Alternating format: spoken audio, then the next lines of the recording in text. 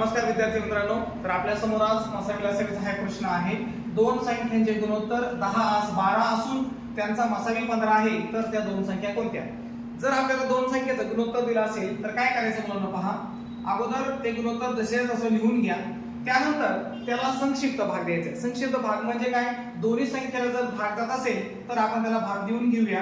पहा मुलांनो, दोन्ही संख्या 2च्या पाड्यामध्ये आहेत, म्हणजे बे पंचे 10 आणि बे सक 12, तर यांचं नवीन गुणोत्तर आपल्याला मिळालंय 5:6।